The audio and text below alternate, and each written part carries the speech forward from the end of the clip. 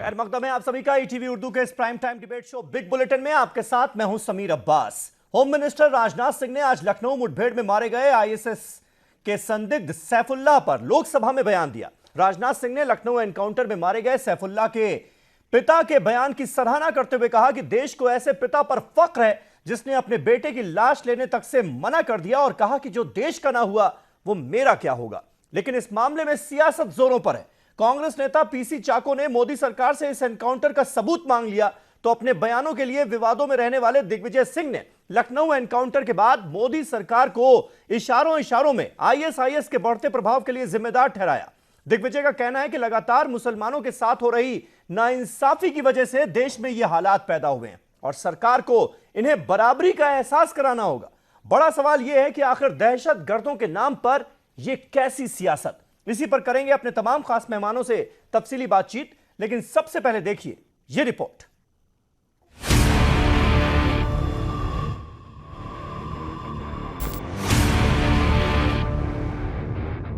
वो आतंकवादी तो था ही, वो आतंकवादी तो था ही, वो आतंकवादी तो था ही। ये कहना बिल्कुल गलत होगा कि इस प्रकार से कोई उनका टारगेट था, क्योंकि हमारे पास अभी तक कोई भी ऐसा बयान नहीं है, किसी भी कोई भी स्टेटमेंट ऐसी नहीं है, ना कोई ऐसा प्रमाण हमारे पास है कि हम इस बात को तस्दीक कर सकेंगे।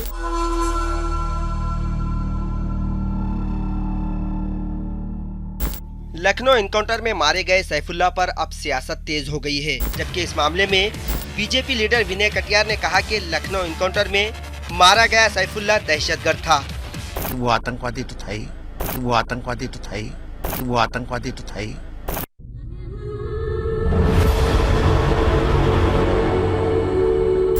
कांग्रेस के सीनियर लीडर दिग्विजय सिंह ने कहा कि आईएसआईएस मामले पर बीजेपी सियासत कर रही है।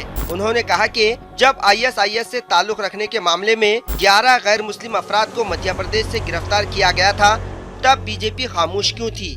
वहीं इस मामले में एमआईएम सदर असदुद्दीन ओवैसी ने कहा कि सैफुल्लाह के वालिद का बयान इन लोगों के मुंह पर तमाचा है जो मुसलमानों की हुब्बुल वतनी पर शक करते हैं। जब मध्य प्रदेश के 11 गैर मुस्लिम आईएसआई के लिए जासूसी करते पकड़े गए, तब भाजपा चुप क्यों रही? तब नरेंद्र मोदी जी ने ट्वीट क्यों नहीं किया? और तब मीडिया ने, नेशनल मीडिया में कब डिबेट क्यों नहीं की? ये जो दोहरा मापदंड है, यही इस देश में अराजकता फैलाता है। मैं तो सिर्फ इतना ही कहूंगा कि उस लड़के के वालिद का ये बयान कि मैं अपने बच्चे को डिसोन करता हूं और उसकी लाश भी हम नहीं लेंगे, ये खुद एक बहुत बड़ा बयान है, स्टेटमेंट है, और बल्कि ये उन तमाम जिम्मेदारों के मुंह पर तमाचा है जो हमेशा मुसलमानों की वफादारी पर शक करते हैं। इनकाउंटर में मारे गए सैफुल्लाह व दीगर गिरफ्तार नौजवानों के ताल्लुक से यूपी पुलिस ने वाज़ेह कर दिया है कि मुश्तबा नौजवानों के ताल्लुकात बराह रास्त आईएसआईएस से जुड़े होने के सबूत नहीं मिल पाए हैं। यूपी के ADG law and order Daljit Chaudhary ने कहा कि इन लोगों को किसी दहशतगर्दाना तंजीम की हिमायत नहीं मिली थी, बल्कि ये लोग आईएसआईएस से मुतासिर थे और सोशल मीडिया पर खुरासान ग्रुप में शामिल थे।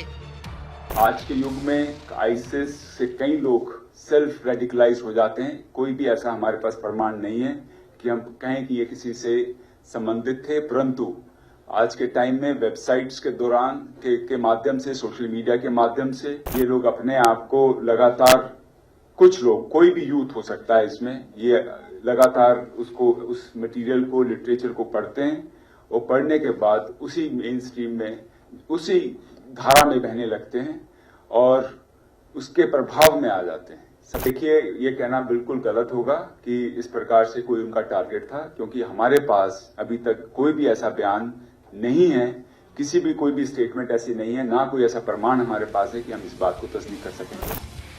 लखनऊ एनकाउंटर मामले में अब सियासी पार्टियां सवाल उठाने लगी हैं। मध्य प्रदेश पुलिस से मिली मालूमात की बुनियाद पर ये कार्रवाई की गई थी। एमपी पुलिस ने गुज़िश्ता दिनों मध्य प्रदेश में गिरफ्तार किए गए आईएसआईएस के 11 गैर मुस्लिम नौजवानों के ताल्लुक से क्या एक्शन लिया, ये हम नहीं बल्कि सियासी पार्टियां सवाल उठा रही हैं। मुल्क की सालमियत के लिए खतरनाक आईएसआईएस पर अब सियासत तेज हो गई है।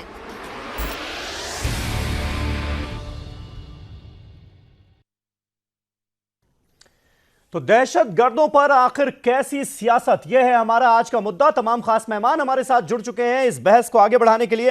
हमारे साथ अनिला सिंह मौजूद हैं जो कि स्पोक्स पर्सन हैं भारतीय जनता पार्टी की। हमारे साथ शहजाद पूनावाला मौजूद हैं जो कि कांग्रेस के लीडर हैं, कांग्रेस का पक्ष रखेंगे। थोड़ी देर में बस वो हमारे साथ कनेक्ट होने वाले हैं। मोहम्मद अब्बास साहब राज्य मंत्री हैं यूपी सरकार में और स्पोक्स पर्सन हैं समाजवादी पार्टी के, वो हमारे साथ हैं। विनोद बंसल साहब जो कि विश्व हिंदू परिषद के स्पोक्स पर्सन हैं, वो हमारे साथ स्टूडियो में मौजूद हैं। और इमाम काउंसिल ऑफ इंडिया के चेयरमैन मौलाना मकसूदुल हसन कासमी साहब भी हमारे साथ स्टूडियो में मौजूद हैं।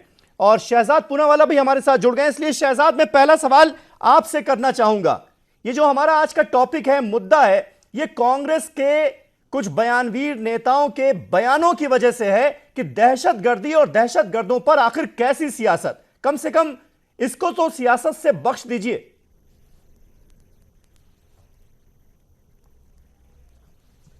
देखिए समीर अब्बास साहब, माननीय दिग्विजय सिंह जी जिनके बयान का शायद आप जिक्र कर रहे हैं, इकलौते ऐसे मुख्यमंत्री थे इतिहास में भारत के जिन्होंने जो कार्रवाई सिमी पे की वही कार्रवाई संघ परिवार पे भी की। उन्होंने कभी भेदभाव नहीं किया। ये वो व्यक्ति है जो सनातन धर्मी भी है पर सेक्युलर कॉन्स्टिट्यूशन में भी विश्वास रखते हैं। और मैं आपको बताना चाहता हूँ, कांग्रेस पार्टी और मेरा और हमारा यही स्टैंड है कि अगर आईएसएस के लोग अगर है, आईएसआई के लोग हैं, तो उनके ऊपर हम सख्त कार्रवाई करते जैसे उत्तर प्रदेश में की गई। पर कुछ लोग हमारी भारतीय जनता पार्टी के कुछ लोग हैं, जब उनके घर के अंदर, उनके मध्य प्रदेश के सेल के अंदर आईएसआई घुसपैठ करता है, कैलाश विजयवर्गीय और शिवराज चौहान जैसे नेताओं के साथ उनके संबंध मिलते हैं, जब एकनाथ खड़से के दाऊद इब्राहिम के साथ संबंध मिलते हैं, जब मोदी जी बुरहान वानी को कंपनसेशन देने वाली पीडीपी से शहजाद, आप कहां ले जा रहे हैं बहस को? मैं बात कर रहा हूं दिग्विजय सिंह के बयान की, मैं बात कर रहा हूं पीसी चाको के बयान की। दिग्विजय सिंह एक एनकाउंटर होता है, उस पर सवाल खड़े करते हुए नजर आते हैं, वो जस्टिफाई करते हुए नजर आते हैं कहीं ना कहीं आतंकवाद को, जब वो ये कहते हैं कि लेस अपॉर्चुनिटीज हैं, इसलिए हमारे देश का युवा जो है वो दहशतगर्दी की तरफ जा रहा है। नहीं जाए तो और क्या करे? इस तरह के बयान क्या एक बड़े दिग्गज नेता को कांग्रेस पार्टी के देना चाहिए? ऐसा है, सुनिए साहब, नवंबर 2016 में माननीय राजनाथ सिंह जी गृह मंत्री ने कहा था कि आईएसआईएस इस मुल्क के लिए खतरा नहीं है। क्या वो वोट बैंक की राजनीति कर रहे थे? मोदी जी ने कहा था कि अलकायदा और आईसिस को हम लोग फेल कर देंगे, भारत के मुसलमान, वोट बैंक की राजनीति थी। ये दिग्विजय सिंह जी ने वही बात कही है जो राजनाथ सिंह जी ने कही कि देखिए आईसिस से कोई खतरा नहीं है इस मुल्क को, पर अगर भारतीय जनता पार्टी ये अच्छा आतंकवाद और बुरा आतंकवाद जैसे पाकिस्तान में किया जाता है कि साध्वी प्रज्ञा अच्छा आतंकवाद है, अगर वो कहेंगे असीमानंद अच्छा आतंकवाद है, अगर वो कहेंगे कि देखिए आरएसएस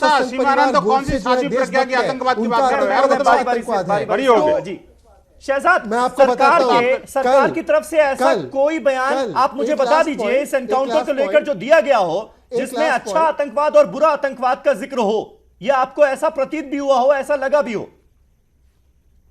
मैं बताता हूं, मैं आपको बताता हूं। आपको कल पता होगा एक फैसला अजमेर ब्लास्ट के सिलसिले से जिसमें कि 3 लोगों की कन्विक्शन हुई, उसमें से 2 लोग जो है आरएसएस के मेंबर है, देवेंद्र गुप्ता और सुनील जोशी। फिर भी ये भाजपा और संघ परिवार ये प्रज्ञा को और वहां के जुड़े हुए संघ परिवार के तमाम आतंकवादियों को कहते हैं कि कन्विक्शन भी हुई ना, ये लोग देशभक्त हैं। ये तो गोडसे को देशभक्त फैसले पर आज आप सवाल उठा रहे हैं, उसी ने कन्विक्शन किया ना 3 लोगों का, तो ये हम लोग नहीं उसको इस बात से कैसे जोड़ सकते हैं? ठीक है, अनिला सिंह जी हमारे साथ मौजूद हैं। अनिला सिंह जी, शहजाद की बातों का आप जवाब देना चाहेंगे? क्योंकि जिस तरह से दिग्विजय सिंह ने जो बातें कही हैं वो कहीं ना कहीं इशारों में मोदी सरकार के कामों को आईसिस के बढ़ते प्रभाव के लिए जिम्मेदार ठहराते हुए नजर आते हैं इस मुल्क में। जी देखिए, ऐसा है कि कांग्रेस पार्टी का तो मैं क्या कहूँ, और जो दिग्विजय सिंह साहब हैं वो अटेंशन सीकर पॉलिटिशियन हैं। कुछ लोगों को आदत होती है कि बेसिर पैर की बयानबाजी कर दें जिससे कि मीडिया उनके चारों ओर घूमने लग जाए और उसके ऊपर कार्यक्रम होने लग जाए, डिबेट होने लग जाए, और सोशल मीडिया पे वही बात जो है बारंबार रीट्वीट होती रहे या फेसबुक पे जो है ट्रोल होती रहे। तो दिग्विजय सिंह तो उस टाइप के नेता हैं। राजनीति क्या होती है, देश हित के लिए क्या कार्य करना चाहिए, क्या बोलना चाहिए, वो उसका सिर पैर वो जानते नहीं हैं। और जहां तक कांग्रेस का विषय है समीर जी, आप मुझे ये बताइए 1947 से लेकर और जब तक ये लोग सत्ता में रहे हैं, जब ये सत्ता में रहे, मैं 1947 का साल का नाम ले रही हूँ यहाँ पर, तब से लेकर अब देख लीजिए कि जब कांग्रेस रही है इनके क्या स्टेप्स रहे हैं। हमेशा ये रहा है कि चाहे वो एक जाति से दूसरी जाति, एक धर्म से दूसरे धर्म, या फिर ऐसे जो फोर्सेस हैं जो इस प्रकार के आतंकवाद को बढ़ावा देते हैं, कहीं ना कहीं उनके लिए सॉफ्ट कॉर्नर रखना, ये कांग्रेस की फितरत रही है। आप चाहे जम्मू कश्मीर से लेकर केरल देख लीजिए, शहजाद का ये कहना है कि बीजेपी की तरफ से मजहबी रंग देने की कोशिश की जाती है। आप असीमानंद और साध्वी प्रज्ञा को दूसरे चश्मे से देखते हैं, बाकी लोगों को दूसरे चश्मे से देखते हैं। मजहबी रंग कहाँ से देखिए, मजहबी रंग, अरे शहजाद जी शांत रहिए और मेरी बात सुन लीजिए। मजहबी रंग सबसे पहले किसने उड़ाया था? 1947 से मजहबी रंग रंगना शुरू हो गया था ना, और उसको हवा किसने दी थी? कांग्रेस पार्टी ने दी थी 1976 में, 1976 में 42nd अमेंडमेंट के बाद सेक्युलरिज्म वर्ड किसने डलवाया था? कांग्रेस ने डलवाया था। तो ये जितनी भी जड़ें जमी है ना कम्युनलिज्म की, ये कांग्रेस की देन है। पंजाब में क्या हुआ था, जो खालिस्तान मूवमेंट चला था, मैं समझ गया आपका पॉइंट, मैं समझ गया आपका पॉइंट, मुझे भी पता है कांग्रेस किस मुंह से क्या बात कर रही है। मोहम्मद अब्बास साहब हमारे साथ मौजूद हैं समाजवादी पार्टी से। अब्बास साहब, आपका रिएक्शन चाहूंगा इस पर, जिस तरह के बयानात कांग्रेस के कुछ लीडरान की तरफ से आए हैं, क्या आप अपनी सहयोगी पार्टी को सलाह देंगे कि जब इस तरह के एनकाउंटर हो तो कम से कम उस पर बयानबाजी करने से बचा जाए, सियासत करने से बचा जाए?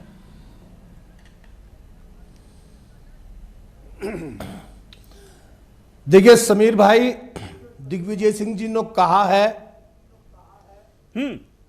उन्होंने शंका जाहिर करी है। उत्तर प्रदेश की पुलिस ने जैसे ही मध्य प्रदेश की पुलिस और रावका और एजेंसियों ने सूचना दी, उत्तर प्रदेश पुलिस ने सराहनीय कार्य करके तत्परता से कार्रवाई की।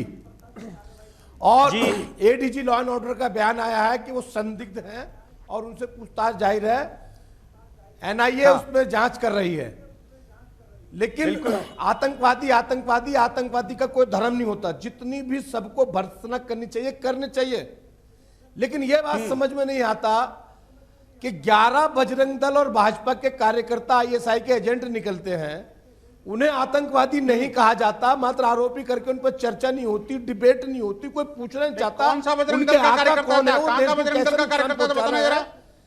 लेकिन अगर दूसरा कोई आता है, मैं उससे समर्थन नहीं कर रहा, लेकिन भाजपा जिस तरह से उसे मॉडिफाई करती है वो जरूर चिंता का विषय है देश में अफरा तफरी मचाने के लिए। आतंकवाद है, सबको मिलकर इसका विरोध करना चाहिए, लेकिन भाजपा के हो तो देशभक्त। मतलब आप ये कह रहे हैं, कि अभी जो लोग पकड़े गए हैं वो संदिग्ध हैं, उनको संदिग्ध आतंकवादी कहा जा सकता है, लेकिन उनको दहशतगर्द ठहरा देना लकड़ी की चाबियों से खुल जाते हैं, लोहे की जरूरत नहीं है। हाँ समीर भाई, मध्य प्रदेश आतंकी नर्सरी बन चुका है और जिस तरह से भाजपा शासित राज्यों में अफरा तफरी का माहौल है, निसंदेह वो चिंता का विषय है। आतंकवाद पे पूरे राष्ट्र को एक दृष्टि से देखना चाहिए और देश हित में सोचना चाहिए, लेकिन भाजपा की चिंता का विषय है, बिल्कुल चिंता का विषय है। इस देश में जब ऐसी हरकतें होती हैं वो चिंता का विषय होती है, लेकिन थोड़ी चिंता जता लीजिए ना। इस वक्त जो मॉड्यूल पकड़ा गया उस पर भी चिंता जता लीजिए ना। भले ही ये लोग संदिग्ध हैं, लेकिन इनके खिलाफ बहुत सारे सबूत बिल्कुल चिंतित है। उत्तर प्रदेश पुलिस ने सराहनीय कार्य पुलिस ने इसका खुलासा किया है। हाँ ठीक है, हम कह रहे हैं ना, बंसल साहब, सबसे पहले एक रिएक्शन में चाहूंगा। ये मजहबी रंग देने की कोशिश की जाती है कि अपनी सियासत चमकाने की खातिर इस तरह के मामलों को। नहीं समीर भाई, दो बातें मैं कहना चाहूंगा इसमें। देखिए समीर भाई, हम नहीं दे रहे हैं, हम तो कह रहे हैं ऐसा ना करो। मोहम्मद अब्बास साहब, देखिए आपकी बात सबने सुनी, आप तफसील से अब सुनिए। विनोद बंसल साहब की बात सुनिए जी। मैं ये कहना चाहता हूँ, देखिए कि ये जो बात आपने स्टार्टिंग में कही समीर भाई, मैं बड़ा आदर के साथ कहना चाहता हूँ कि वास्तव में आज इस देश को उसी बात की जरूरत है कि देशद्रोही कौन और देशभक्त कौन। आई मीन जो भी देश के खिलाफ युद्ध कर रहा है, जो देश के खिलाफ षड्यंत्र रच रहा है, वो उसकी भर्त्सना होनी चाहिए। एक बात। दूसरी बात ये कि अगर एक एपिसोड की हम बात कर रहे हैं तो हमें बजाय इसके कि इधर उधर चारों तरफ भटकने के, हमें इसी पर कंसंट्रेट करना चाहिए कि ये जो मॉड्यूल पकड़ा गया है आखिरकार ये क्यों बना, कैसे बना, कहां पर उसके लिंक हैं, आखिरकार सच्चाई कितनी है। देखिए ये बात ठीक है कि जांच का विषय है, मैं भी ये नहीं कहता कभी इसको तुरंत डिक्लेयर कर दो और फांसी दे दो, छप्पा लगा दिया जाए, बिल्कुल नहीं। लेकिन हाँ एक बात जरूर है, जैसे उस आतंकी के पिता ने कहा है, सैफुल्लाह के पिता ने कहा है कभी ये मेरा इससे कोई संबंध नहीं है। जब एक पिता अपने पुत्र को छोड़ सकता है सिर्फ देश के लिए, मैं कहता हूं नालत है ऐसे नेताओं को जो उस पर भी क्वेश्चन लगा रहे हो। आखिरकार उसने अपने बेटे को छोड़ दिया और आप जो है ना आप ऐसे लोगों के ऊपर क्वेश्चन मार्क कर रहे हो आप। मैं ये जानना चाहता हूँ, देखिए कांग्रेस के 3 नेता, बड़े नेता, और तीनों नेताओं के 3 अलग बड़े बयान है। अब देखिए सत्यव्रत चतुर्वेदी क्या कहते हैं कि जब लिंक नहीं था तो उसको पकड़ा क्यों, मारा क्यों। सिंधिया जी कहते हैं कि देश जो है ISI का गढ़ बन गया है, सरकार जो है कुछ नहीं कर रही है।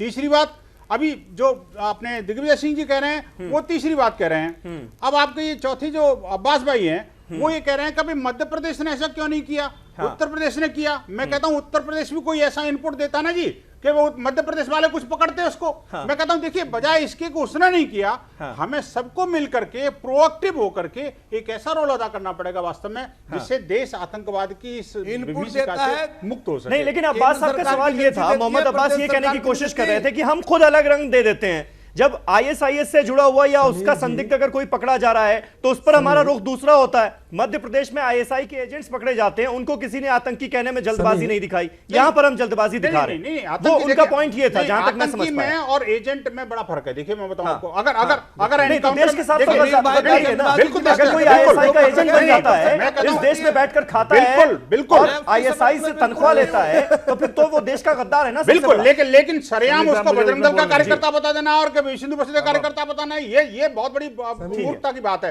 देश समझ रहा है इन लोगों के कांग्रेस के जो मंसूबे हैं 1947 से लेकर आज तक 70 साल में जिस तरह से देश का बर्बादी की है वो सामने आ रही है। ठीक है कासमी साहब, आपका पॉइंट मैं जानना चाहूंगा। लिखा के बजरंग दल के कार्यकर्ता सुनिए दूसरों की भी बातें सुनिए, अच्छा लगेगा आपको। ये जो लेस अपॉर्चुनिटीज वाली बात की जा रही है कि भाई मोदी सरकार ने ऐसे काम कर दिए कि लेस अपॉर्चुनिटीज हैं मुसलमानों के लिए, ऐसे में नौजवान जो है वो तो भटकेगा ही, इस तरह की बातें करना क्या आप जस्टिफाई करने की कोशिश कर रहे हैं क्या? ये किस तरह का बयान है? देखिए जो 2 तरह के आतंकवाद हैं, बोको हराम, IS, जबहतुन नुसरा, अल-कायदा, ये वो लोग हैं, ये बड़े अमीर सोफिस्टिकेटेड लोग हैं और हाई प्रोफाइल लोग हैं, ये बहुत अमीर हैं, इनके पास पैसे की कमी नहीं है और ये इनका किसी भी बॉर्डर में, किसी वतन में ये यकीन नहीं रखते। इनका तो ख्याल ही कुछ और है, ये इंसानों के दुश्मन है और इनका तो इनके लिए रेस्पॉन्स सिर्फ मिलिटरी एक्शन होना चाहिए इनके खिलाफ। लेकिन आतंकवाद सिर्फ वो ही नहीं है। अभी ये जो बात कही जा रही थी, मुझे मौका दीजिए, मैंने किसी को टोक नहीं रहा था, मुझे भी सही से बोलने का मौका दीजिए। आतंकवाद के बारे में नरम पॉलिसी, देखिए ये हमारा देश है, हमें हर साइड से इस देश के लिए फिक्रमंद रहना चाहिए। बिल्कुल नरम पॉलिसी ये है कि यही NDA सरकार पुरुलिया आर्म्ड रॉबरी केस के मुजरिमों को, जिसको कोर्ट ने मुजरिम भी गर्दाना था, उनको बाहर छोड़ दिया गया। वार रूम लीक हुआ और वो एक ऐसी खतरनाक है जिनके वार के तमाम रूम जो है तमाम लीक कर रहे हैं, पूरा देश ही खत्म हो जाएगा। अभी बंसल साहब कह रहे थे कि ये कुछ नहीं है, ये उससे ज्यादा खतरनाक है, इसलिए कि ये ऐसे लोगों को भेद दे रहे हैं, ऐसे लोगों को रास दे रहे हैं जो हमारे पूरे देश के लोगों को खत्म करने पर तुले हुए हैं। तो इनकी ये और ज्यादा डिग्री के बड़े आतंकवादी हैं। लेकिन बड़ी शर्म की बात यह है कि ऐसे लोगों के लिए नर्म रवैया अपनाया जाता है और उसके मामले में इसी डिग्री का उनको आतंकवादी नहीं करार दिया जाता। पेट्रोलियम पेपर लीक हुए, पुरुलिया आर्म्ड रॉबरी केस हुआ, 2 चश्मों से देखा जा रहा है। जी मेरा कहने का मकसद ये है, आप ये कह रहे हैं क्या? हाँ, 2 चश्मों से तेरा आतंकवाद, मेरा आतंकवाद में फर्क किया जाता है। और ये देश के लिए बहुत ज्यादा डेंजरस है। इसमें तेरा मेरा काम फर्क किया ये जाता है, ये है। नहीं, ये जो मौजूदा केस है इसमें भी आपको ऐसा लगा क्या? आपने आज होम मिनिस्टर राजनाथ सिंह का बयान सुना लोकसभा में? अब मैं ये कह रहा हूं कि होम मिनिस्टर उन्होंने कहा मुझे फक्र है ऐसे बाप पर जो ये कह रहा है कि अगर मेरा बेटा देशद्रोही है तो मैं उसकी लाश नहीं लूंगा। हम होम मिनिस्टर की इस बात को बड़ा इत्मीनान से लेते हैं और सपोर्ट करते हैं, लेकिन होम मिनिस्टर साहब को इसकी भी निंदा करनी चाहिए थी कि एनआईए ने सोनिया सान्याल से ये कहा था कि आप जो मक्का मस्जिद बिलास में जो मुजरिम है, इसी तरह से अजमेर बिलास में जो मुजरिम है, इसी तरह से समझौता बिलास में जो मुजरिम है, उस पर नरमी इख्तियार किया जाइए। तो होम मिनिस्टर को कहना चाहिए था कि वो भी गलत है और उन लोगों की तफ्तीश की जानी चाहिए थी। हमारा आप कहना यह है कि डबल स्टैंडर्ड नहीं होना चाहिए। ठीक है शहजाद, पीसी चाको साहब का जो बयान है वो कह रहे हैं कि एनकाउंटर का सबूत लाइए। मतलब जैसे सर्जिकल स्ट्राइक का आपने सबूत मांगा, वैसे ही अब आप सारे देश में जितने एनकाउंटर होंगे पहले कांग्रेस पार्टी को सबूत दिया जाए उसका। इनसे अप्रूवल लेनी चाहिए पहले। समीर भाई थोड़ा हस्तक्षेप मत कीजिएगा, मुझे जवाब पूरा करने दीजिए। जो चाको साहब ने बात रखी है वो हमारे न्याय की बात है, क्योंकि इस देश का न्याय कानून ये कहता है कि किसी का भी एनकाउंटर अगर होता है कस्टडी के बाहर, जुडिशियल सिस्टम के बाहर, तो उसको कोर्ट के सामने मजिस्ट्रेट से उसकी जांच होनी ही पड़ती है। यह कानून व्यवस्था है, संवैधानिक व्यवस्था है। तो उन्होंने संविधान की बात की, कोई ऐसी बात नहीं की। पर राजनाथ सिंह जी और यहां पे कुछ बैठे लोगों ने यह सराहना की कि उस सैफुल्लाह के पिता ने कहा कि मैं इसको नकारता हूं। हम लोगों का छाती सीना गर्व से बढ़ता है। क्या भाजपा इसी पैमाने को लेकर खड़से साहब को अलग कर सकती है? क्या खड़से साहब के दाऊद इब्राहिम के साथ निकले? हमारा एक आदमी कह रहा है कि देखिए हम सैफुल्लाह को नहीं मानते, ये हमारा बेटा नहीं है। क्या भाजपा खड़से के लिए कह सकती है? क्या भाजपा वो पार्टी है जिसने 3 आतंकियों को प्लेन में बिठाकर छोड़ के आया? कांग्रेस वो पार्टी है जिसमें राजीव गांधी और इंदिरा गांधी को आतंकवादियों ने मारा, और इन आतंकवादियों की पैरवी भाजपा के मीनाक्षी लेखी के ससुर ने की। ये लोगों का इतिहास जो है आतंकवाद की तरफ सॉफ्ट रहा है। ये लोग जो है सांप को दूध पिलाने का काम कर रहे हैं, चाहे वो साध्वी प्रज्ञा हो, चाहे वो असीमानंद हो, चाहे वो आरएसएस हो। और आरएसएस के नेता आजकल आईसीस की भाषा बोल रहे हैं, वो बोल रहे गला कलम कर देंगे केरला की और हमेशा हम देख रहे हैं, हम देखेंगे, हम देखेंगे। आरएसएस की तरह ही लेकिन बहुत बड़ी चुनौती है। शहजाद, एक एनकाउंटर हुआ, तमाम तरह के सबूत पाए गए इस संदिग्ध आतंकी के खिलाफ, उसके बाद इस एनकाउंटर को अंजाम दिया गया, बाकी सारे लोगों को गिरफ्तार किया गया, इसको भी गिरफ्तार करने की कोशिश की गई थी। आपको पता होगा कि वहां पर उसके भाई तक को बोला गया कि आप फोन करके उसको कहिए कि वो सरेंडर कर दे ताकि हमें मारना ना पड़े। जो कुछ हुआ वो सैकड़ों लोगों के सामने हुआ, उसके बावजूद भी एनकाउंटर पर सवाल खड़े कर देना क्योंकि असीमानंद का एक्विटल हो गया एनआईए कोर्ट में, ये तो कोई जस्टिफिकेशन नहीं हुआ ना। सुनिए, ये पहली बार हुआ ऐसा। समीर भाई सुनिए, आपने सवाल किया है। 2 बातें की हमने, कांग्रेस पार्टी ने 2 बातें रखी। पहली बात यह रखी कि मोदी जी जो ट्विटर पे बहुत एक्टिव है, वो यूपी पुलिस को पहले शुक्रिया अदा करे कि इस खुंखार आतंकवादी को मार गिराया, क्योंकि वो कहते थे कि आतंकवाद और कानून व्यवस्था बड़ी खराब है यूपी में, तो वो पहले धन्यवाद करे यूपी पुलिस का। और दूसरी बात हमने ये रखी कि यूपी पुलिस कानून के हिसाब से सारी चीजें सामने लाए, इसमें क्या बड़ी बात है? एक करके प्लीज, एक करके एक सवाल करने दीजिए। हाँ, मैं कासमी साहब आऊंगा, एक करके जी। अरे मोदी जी किसको अप्रूवल क्या देंगे? वो तो नवाज शरीफ के चरणों में चले जाते हैं बिरयानी खाने, वो तो नवाज शरीफ की माता जी को प्रणाम करने चले जाते हैं, उनसे अप्रूवल नहीं ले सकते। वो तो आतंकवादियों को अनिला सिंह जी, एक डबल स्टैंडर्ड का आरोप कांग्रेस पार्टी की तरफ से भी और समाजवादी पार्टी की तरफ से भी लगाया जा रहा है। मैं एक सवाल इनसे और कर लूं। ठीक है, बार बार अजमेर ब्लास्ट का जिक्र होता है, असीमानंद का जिक्र होता है, हालांकि उसी एनआईए कोर्ट ने 3 लोगों को दोषी भी करार दिया है। इनसे ये जवाब दे देंगी, जरा सुन लें। जी, अनिला सिंह जी, पठानकोट अटैक आरएसएस के लोगों को एसपी सलविंदर सिंह जो आतंकवादियों की गाड़ियों में घूम रहा था और वो उस पर बड़ा शक था, लेकिन उसकी आपने लाई डिटेक्टर भी कराया हमारी नरेंद्र मोदी सरकार ने, लेकिन वो चैनल टू चैनल इंटरव्यू भी देता फिर रहा है। आज तक वो आदमी अरेस्ट नहीं हुआ है। हम कैसे नहीं ये कहें कि आप लोग आतंकवाद पर डबल स्टैंडर्ड अपनाते हो? ठीक है, अनिला जी। मौलाना साहब आप चिंता न करें, भारतवर्ष में जो है जुडिशियल सिस्टम जो है अभी भी बहुत अच्छी तरीके से बरकरार है, ठीक है ना। तो कुछ चीजें जो है आप जुडिशरी पे छोड़ दीजिए। यहाँ पे तो विषय है कि भाजपा गलत कर रही है। नहीं, जरा शांत रहिए। आप लोग इस प्रकार की राजनीति करते हैं। आप लोग कासमी साहब देखिए, आपने सवाल पूछ लिया और आपने कहा सवाल पूछ क्या लिया, उनको करते जवाब हैं, दीजिए। किसी से छुपा नहीं है। कासमी साहब कॉन्फ्रेंस कर रहा है, ठीक है, अब आप शांत रहिए और शांत रहिए। और अभी अब मैं बोलती हूँ, अभी ये जो बोल रहे नहीं तो उसका जवाब भी सुन लीजिए। जो यूरी में जो सर्जिकल स्ट्राइक किया है उसके बारे में भी जरा बोल दिया करें। इस तरह आप मौलाना हैं और आप धर्म गुरु हैं, आपको इस प्रकार की बातें करते हुए शोभा नहीं देता। एक बैलेंस बात किया करें तो बेहतर होगा। भाई को भाई के सामने मत खड़ा करिए, एक धर्म के दूसरे धर्म के सामने ना करें। मिलाने की बात करें तो अच्छा लगेगा आपके ऊपर, नहीं तो साफ समझ में आता है किस प्रकार की राजनीति करने बैठे हुए हैं आप इस चैनल पे। और दूसरी बात यह है समीर जी, कांग्रेस पार्टी क्या जवाब देगी? बॉम्बे ब्लास्ट के बाद दाऊद अब्राहम को निकलवाने में बहुत बड़ा हाथ इनका रहा है। किस प्रकार से वो निकल गया? अगर मुस्तैदी से ये काम करे होते तो दाऊद अब्राहम जो है भारत छोड़कर भाग नहीं पाता है। 2008 में सुन लीजिए, मैं बोल रही हूँ 2008 से पहले मैं 2006 का भी बता देती हूँ, जब केंद्र में आपकी सरकार थी। 608 जिलों में से 300 से 400 जो जिले पूरे भारतवर्ष में थे, वो किसी ना किसी तरीके के आतंकवाद, चाहे वो कम्युनल हो चाहे कोई और रंग के हो, उसमें रगे हुए थे। 2008 में जब केंद्र में आपकी संघ परिवार का आतंकवाद, 12 से ज्यादा आतंकवादी हमले हुए हैं अलग अलग जगहों पे। कांग्रेस बात क्या करती है? इस देश को आतंकवाद की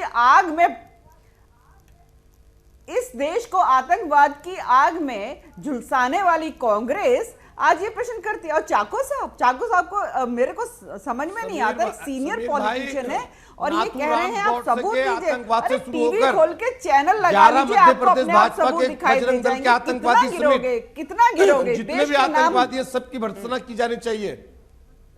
नहीं, लेकिन बजरंग दल के कौन से आतंकवादी होते हैं? प्रमाण वर्ड है, कौन से आतंकवादी होते हैं बजरंग दल के? पूरा तो नहीं है। बिना सबूत के आप इस प्रकार की बातें कर रहे हैं। मैं भाजपा की प्रवक्ता यहाँ बैठी हूँ, जो 11 पकड़े गए आतंकवादियों की, जो मध्य प्रदेश में 11 पकड़े गए, जो देशभक्त आतंकवादी पकड़े गए हैं, यहाँ पे नाम नहीं ले रहे। आप भी देशभक्त आतंकवादी थे, मौलाना साहब बैठे हैं, ये भी किसी ऑर्गेनाइजेशन से हैं? नहीं, देशभक्त थे वो तो, ठीक है, वो देशभक्त आतंकवादी है। मोहम्मद अब्बास जी बोल रहे हैं। आपका आतंकवादी भी देशभक्त। मोहम्मद अब्बास साहब बोल रहे हैं। हम तो 17 के आतंकवाद की मजम्मत करते हैं। आप ऐसे किसी समूल नाम आतंकवादी पर जाना। मोहम्मद अब्बास साहब आप तो मेरठ के रहने वाले हैं। मोहम्मद अब्बास साहब सुन लीजिए, आप तो मेरठ के रहने वाले हैं। 1987 के वहां पे जो कम्युनल राइट्स हुए थे भूल गए हैं आप?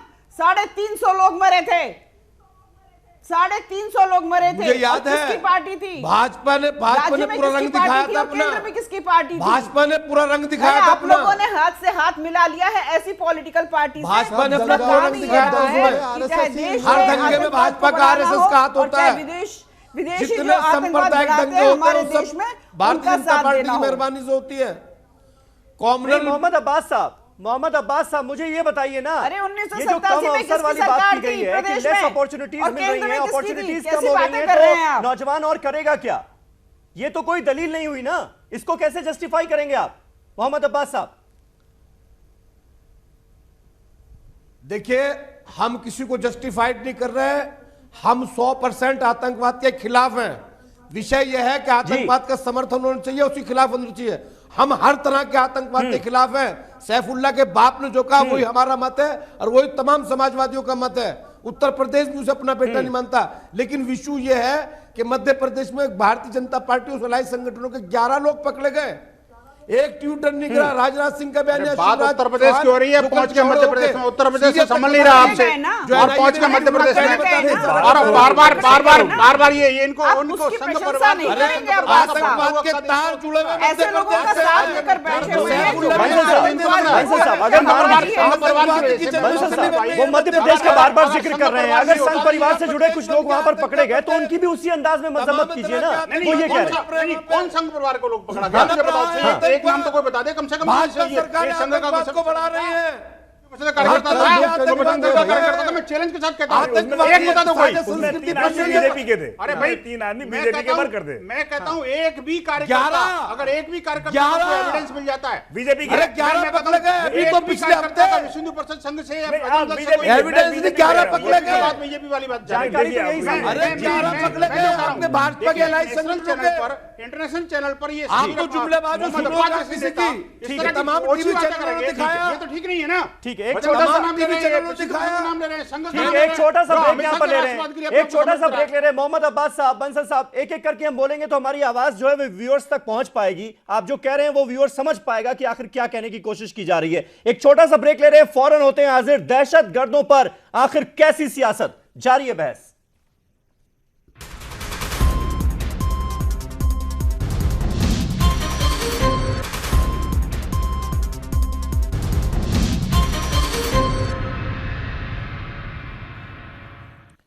तो दहशतगर्दों और दहशतगर्दी पर आखिर कैसी सियासत, यह है हमारा आज का मुद्दा। तमाम खास मेहमान हमारे साथ बने हुए हैं।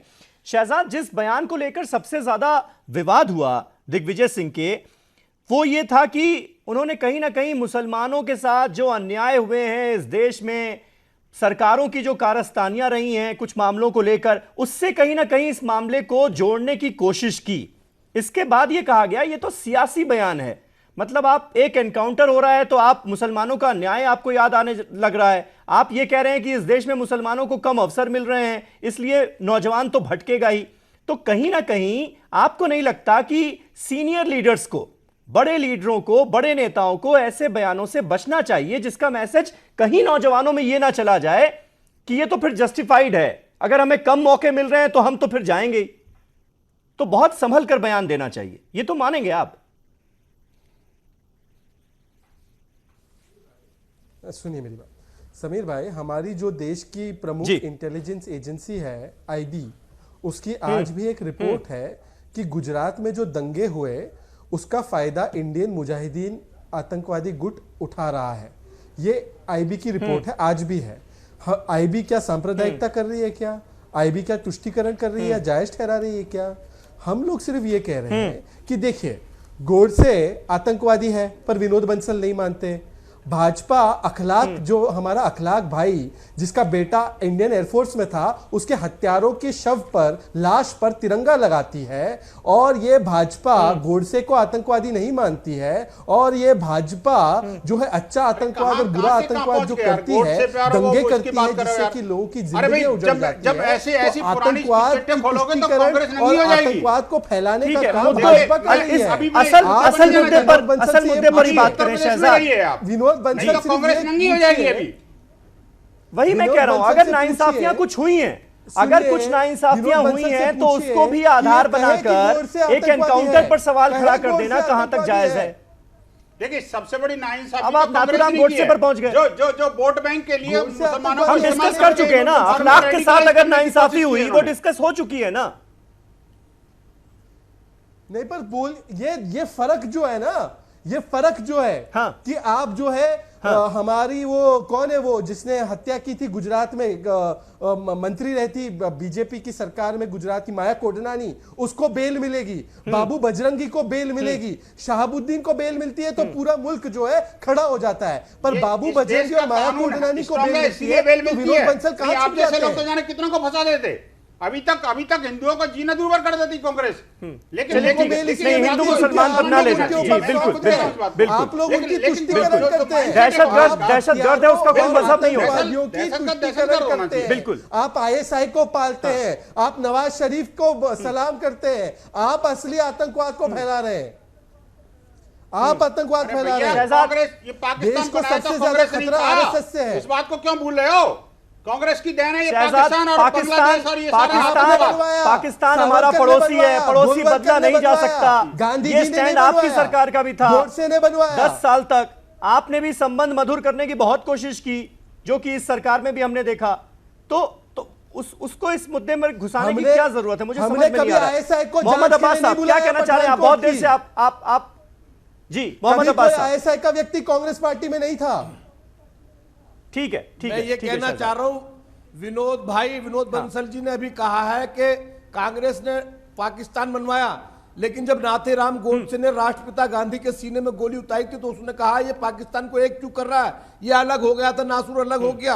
आपको पता है क्यों मारी थी? ये भी पता होना चाहिए। नाथूराम गोडसे की सबसे बड़ी भूमिका पढ़िए, आपको पता लग जाएगा आखिरकार मालूम था गांधी जी का विरोध करता। आज वो गांधी जी हिंदुस्तान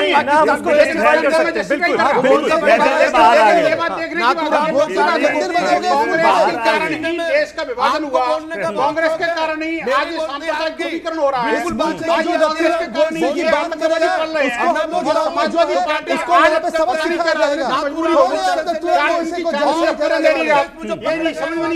कासमी साहब, ये जो बराबरी का दर्जा की बात की गई है, दिग्विजय सिंह ने जिस बात का जिक्र किया कि बराबरी का दर्जा हमें देना होगा, नहीं तो अवसर कम होंगे तो फिर नौजवान भटकेंगे, ये दलील क्या आपको किसी भी तरह से जायज लगती है क्या? देखिए, मैं आईएस के मामले में, बोको हराम के मामले में तो ये बात कभी भी जस्टिफाई नहीं। हाँ, दूसरी बात, बिल्कुल अभी बात ये हो रही है फर्क नहीं, तो दहशतगर्दों का यहाँ पर हम जिक्र कर रहे हैं तो फिर आप फिर वही मैं बता रहा हूँ, पार्टी भी मैं बता रहा हूँ ना, बदलिए जब आप रिलीजन से जोड़कर उसको देख रहे हैं। आतंकवाद क्यों बढ़ रहा है? इसलिए देखिए, हाफिज सईद से डॉक्टर वैद प्रताप वैदिक पाकिस्तान के सबसे बड़े ड्रेडेड आतंकवादी से मिलकर आते हैं, उसके यहाँ खाना खा के आते हैं, तो लेकिन मैं उसका कुछ नहीं हुआ। अगर हाफिज सईद के वैदिक की जगह कोई अब्दुल्ला होता तो वो आज जेल में होता ना, बतौर जर्नलिस्ट गए थे ना। नहीं, जब जर्नलिस्ट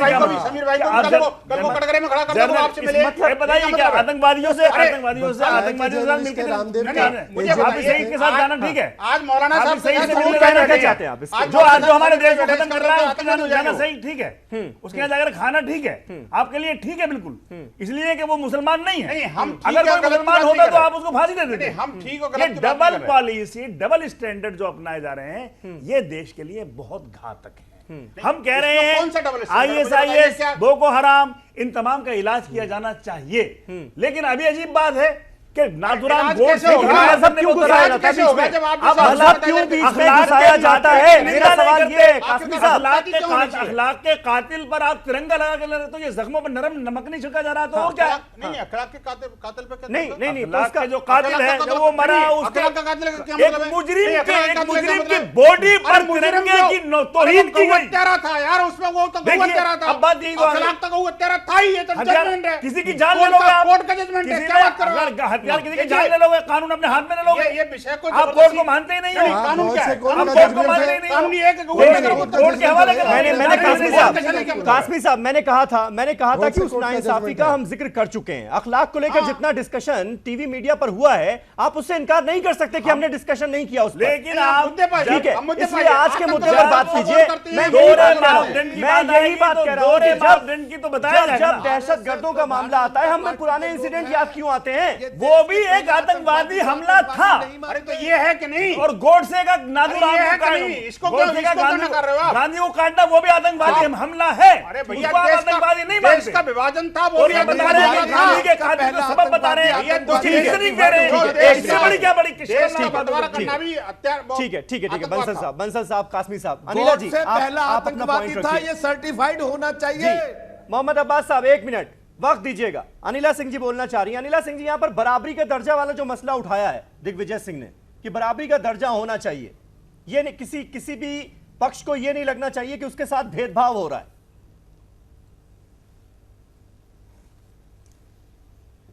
बिल्कुल देखिए समीर जी, मैं आपको बताऊं, हमारे हिंदुस्तान की खूबसूरती ही यही है कि यहाँ पे राजनीतिक दल हो सकता है एक दूसरे के गिरबान पकड़ रहे हो, पर एक आम हिंदुस्तानी होता है, वो किसी भी धर्म का हो, किसी भी जाति का हो, उसको अपनी आम जिंदगी की जो जरूरतें होती हैं वो पूरी होनी चाहिए।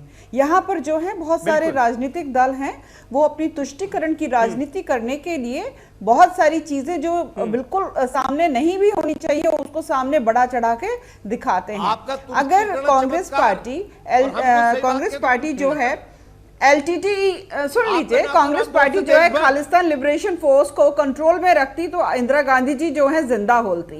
ऐसी LTT की गतिविधियों पे कंट्रोल रखती तो शायद राजीव गांधी जी भी यहाँ पर जिंदा होते, परंतु कांग्रेस ने शायद अपने कुछ स्वार्थ के लिए बढ़ावा कहीं ना कहीं दिया और उनको बहुत बड़ी कीमत देनी पड़ी इस चीज की। हाँ, ये बात ये है कि जब इंदिरा गांधी जी गई इस दुनिया से तो उसकी कीमत बहुत सारे सिख भाइयों ने भी दी, हिंदुस्तान में। और सबसे बड़ी, एक सेकंड शांत रहिए, और दूसरी बात यहाँ पे समीर जी मैं रिमाइंड कराना चाहूंगी कि बांग्लादेश से बहुत अरे जरा शांत रहिए, बांग्लादेश की सीमा का जो मसला था किसने सुलझाया?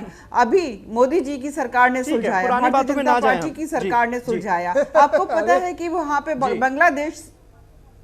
बांग्लादेश से जो है बहुत सारे, चाहे वो आतंकवादी हो या बहुत से ऐसे लोग की इलीगल इमिग्रेंट्स जो हैं वो माइग्रेट करके उन्होंने नॉर्थ ईस्ट का क्या हाल कर दिया ये हम जानते हैं। नॉर्थ ईस्ट के जो स्टेट्स हैं, अरे कुछ लोगों को लगातार बोला, अरे शांत रहिए अब्बास साहब, आपको जानकारी थोड़ी सी कम है, जरा जानकारी बढ़ा लीजिए। नॉर्थ ईस्ट के जितने भी स्टेट्स हैं वो लगातार ये कहते आए हैं कि कांग्रेस पार्टी ने हमें प्लीज मुद्दे पर रहिए, मुद्दे पर रहिए। चलिए मैं सीधा आपसे सवाल पूछ लेता हूं कासमी साहब, आईएसआईएस का जो खतरा भारत के ऊपर मंडरा रहा है जिससे इनकार नहीं किया जा सकता, मैं आपसे ये जानना चाहता हूं कि कैसे हमारे नौजवान जो हैं वो आईएसआईएस की तरफ अट्रैक्ट हो रहे हैं।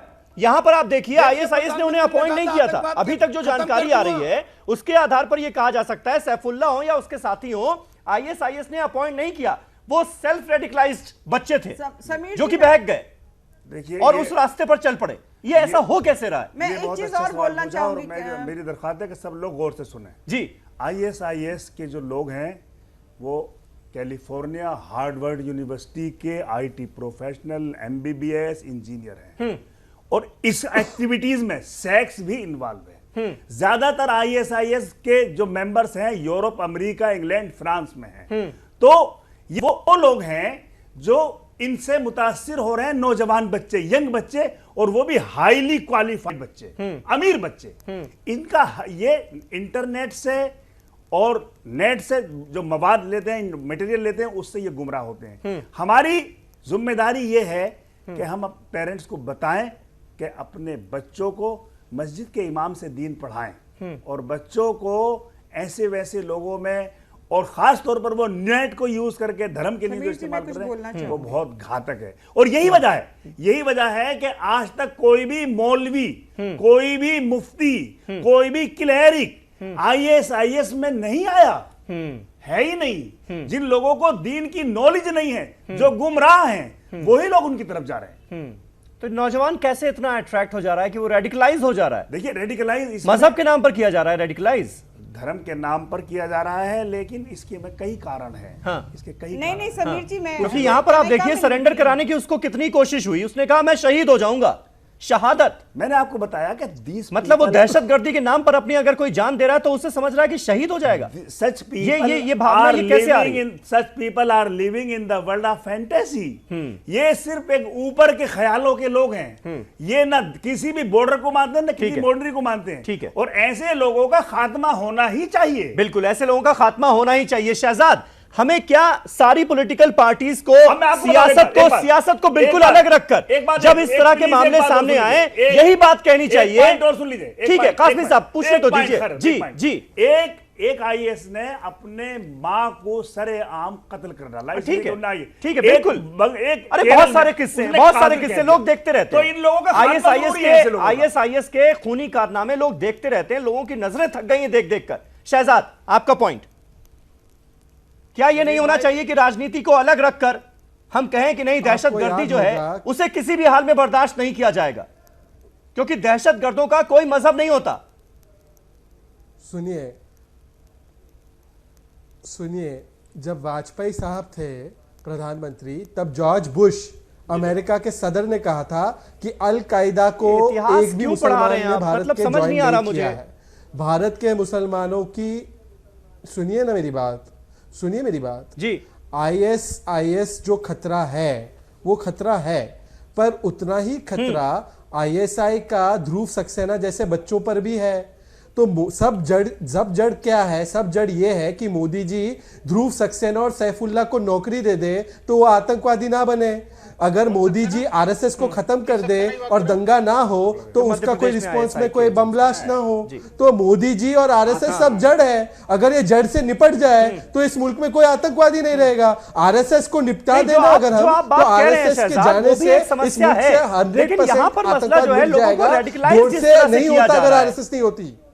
आप बड़ी समस्या को पीछे छोड़ रहे हैं क्या? जो आप बात कह रहे हैं वो भी है, वो मुद्दा भी है, मैं इनकार नहीं कर रहा हूं। आरएसएस अगर कोई आईएसआई का एजेंट बन जा रहा है चंद पैसों की खातिर पर, तो वो भी एक मुद्दा है। मैं ये नहीं कह रहा कि वो मुद्दा नहीं है। रेडिकलाइज होते हैं। हाँ नहीं समीर जी, ऐसा है कि शहजाद साहब को ये याद दिलवा दें कि डोनाल्ड ट्रंप ने भी हिंदुस्तान को बैन नहीं किया है। वो 7 जो है इस्लामिक कंट्रीज हैं जिनको बैन किया हुआ है।